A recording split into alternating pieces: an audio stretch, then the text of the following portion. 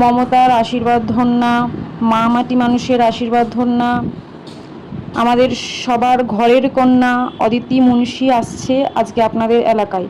হ্যাঁ, এরকমই একটা অ্যানাউন্সমেন্ট দিয়ে আজকের দিনটা শুরু হয়েছিল। তো সকালে উঠেই দেখি যে সব চারিদিকে পরিষ্কার করা হচ্ছে।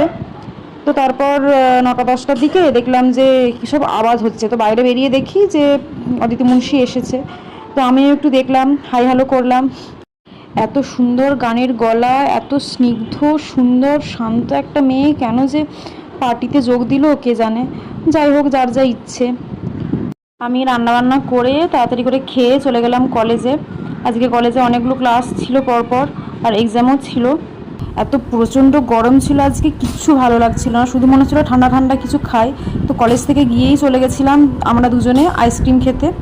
আর ঠান্ডাটা পেয়ে যেন মনে হলো যে শান্তি, একটুখানি কিছুক্ষণের জন্য গরমটা একটুখানি কমেছিল।